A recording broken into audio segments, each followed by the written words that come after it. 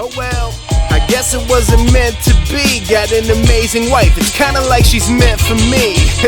And now my hubby, remember telling her try to love me. Pressure turned to treasure in the time we spent in Bible study. Was just a lost man. Over the years everything became clear. It was all just part of God's plan. I remember chilling back in the day, reminiscing on their memories. So many memories. Sitting back, catching life for the gaze. I've been beat down. What's up, guys? It's early on a Saturday morning. That's why I'm yawning. But welcome to another installment of the By Any Means Necessary video series where I explain the tracks from my upcoming album, By Any Means Necessary. This is the final installment. I'm doing both tracks today. Decided I'd rep the God Over Money t-shirt because I am a fan of God Over Money, so shout out. Especially to Dayton, who is peeping the album. But anyways, so memories. Alright, there's a lot of history behind this track.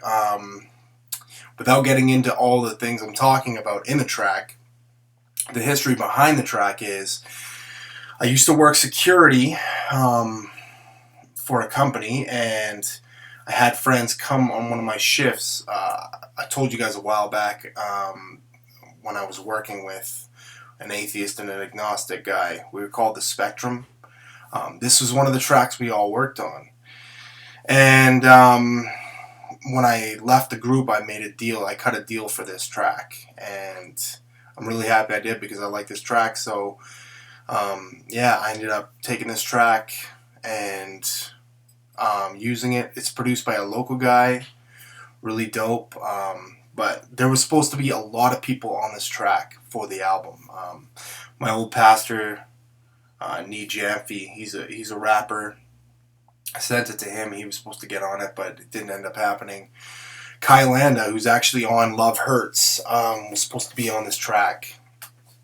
But she had something come up and she couldn't do it. And this is before she was on Love Hurts. So basically what ended up happening was I didn't think she wanted to be on the song eventually because it took so long to get her to get back to me, and she apologized, and then she said she wanted to get on another song, so that's when I sent her Love Hurts, and because I was already done this by that time. And Joel Arsenio in Him, he's on the second verse. I sent it to him. He killed it. I think he did really well. And yeah, the last verse I was supposed to write another 32 because I just needed to get it done because I was planning on sending it in for mixing and mastering before it was a full album, long before it was a full album. So I was like, well, I got to finish another verse to this. So I started writing a 32, and I got 32 bars in, and I'm like, it's not nearly enough. Most hip-hop verses are 16s, so they're like 45 seconds. The verses on my first verse is a 32, Joel Arsenio is a 32, and my last verse, I don't even know what it is. It's probably like over 60 bars. But I really, really enjoyed writing this track, and the end of it ties in really well.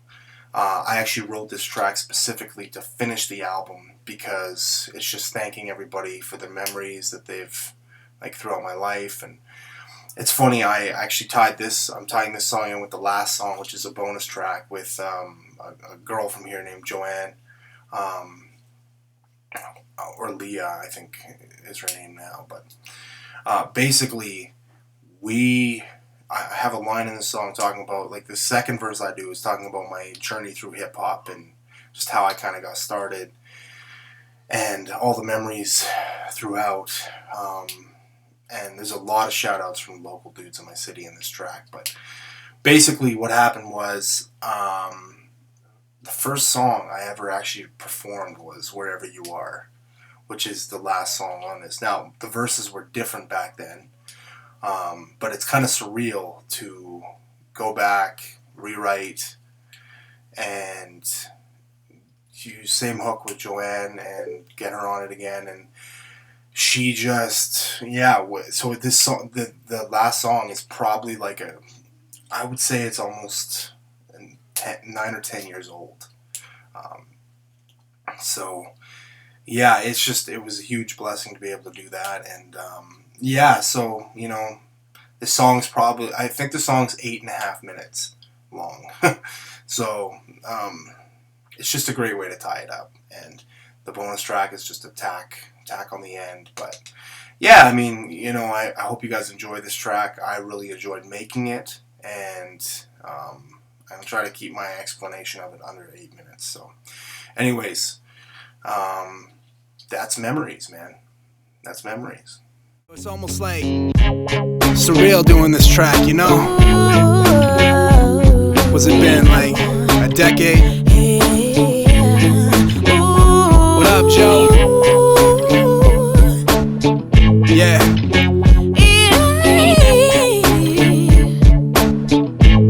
Let's do it.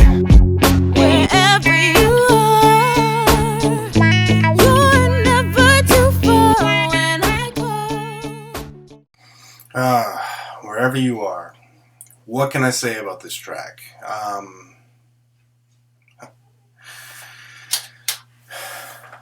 It was a track I did when I was really, really young. The verses were completely different. They were whack, really bad, just not good verses. So I rewrote it, and man, like, Joanne actually approached me not long ago, and she said she wanted this song. She wanted to redo this song because she wanted to use it for her artist page, I believe. And so I agreed to it. And I'm like, yeah, I'll redo it. I'm not gonna rap the same verses. I'll rap something new. And so, funny enough, I wrote these verses when I was working security. A couple, like, probably just over. Wow, it's been almost 2 years that I wrote these new verses. So it's a fairly old track again. Still, even though it's an old track, it's still an old track. But so basically, I wrote these verses and I recorded references on in my studio, and I sent them to her, and she really liked them. And I was sick when I recorded them. Like, I was coughing. I had a terrible cold. And the second verse I wrote like a week later or something, and I recorded that as a reference. And she came into the studio, recorded her stuff, and left. And I kind of just left the track sitting there since then. Like, I didn't touch it. And still, the version you hear, it's my reference verses that I was going to re-record. But when I listened to them, I'm like, I actually really like the way they sound. I didn't think that they would sound decent as references. And when I was sick, so yeah, I just left them. And it's really funny. So when I was 14 years old, 12 years ago, I met a guy in Calgary named Vinny from a label called Broken Glass Entertainment. I think was their label. But I wrote a song with him. It was the first song I ever wrote with the group, and he showed me some of his production. And what ended up happening was, when he showed me his production, I asked if I could have some beats. He gave me a whole bunch of beats, and this was one of them. So I've been holding on to this beat for like 12 years now, which is just crazy. I still really like it, and I think it's relevant. Like, I think it's a good beat. Like, I don't think it's gone out of style. I just think it worked out really well. And yeah, and I thought, what a better way to tie up an album than to take an old song and add it as a bonus. Just tack it on the end, especially because it is a song that's really close to my heart, in the sense that, like, it's one of the first ones I've ever done. So maybe not the verses now, but the body, the feeling might be different, but the body's still the same, But yeah, I mean, that's wherever you are, and that is by any means necessary. that's the full album. That's everything. I'm really excited for you guys to hear it. A quick update, I am going to be doing a Periscope thing tomorrow night at, I'm hoping to do it, 7:30 Mountain Time is when I'm going to do it. So follow me on Periscope at A.O.N _hip hop. I'm going to be answering questions about the album. I might even play some of the album. I'm going to ask questions. I'll answer questions. Any questions you have. Basically, like, you know, I've dealt with doctrinal issues. I've dealt with some personal views of mine. If you have any questions on those, I'm more than willing to answer them, because I'm not ashamed of where I stand as a believer. And I know a lot of artists, you know, are afraid to get pinned down, and I'm not, man. I know what I believe. I know why I believe it. You know, even if you want to sit and, like, you know, try to come at me for the views and try to show me that I'm wrong, I'm more than willing to sit down and have a conversation with you. So, yeah. So that'll be tomorrow, 7:30 Mountain Time. And yeah, tune in, look down, subscribe, thumbs up, share this video as well. The album will be on iTunes. I believe it'll be on iTunes on October 5th when the album drops on Bandcamp. So if you don't pre-order there, you can always buy it on iTunes. And yeah, 50% of the proceeds go to missions, because again, my heart is in missions. Like, the gospel needs to go out, and it needs to be spread with words. None of this, you know, preach the gospel, if necessary, use words nonsense. No, we always have to use words. This is important. And that's what we need to do. We need to go out, and of course there's things like, you know, people in third world countries need to eat, and, you know, we need to bring food. But what's more important than bringing the gospel? There's nothing more important than that. You know, 80 years here is nothing at all in regards to eternity. But anyways, that's kind of where my heart's at, and tune in tomorrow. Thank you guys so much for watching the video series. It's been a blessing to be able to do this, and though I know that I haven't had like too many viewers on this, I'm just grateful that some people are, like, you know, hitting me up, thanking me for doing this. And so thank you guys for watching and for sharing and just for supporting me, because this is the biggest thing that an artist needs.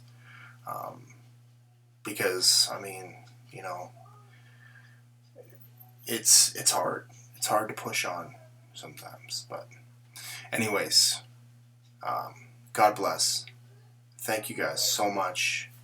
Grace and peace. And hope you enjoy the album.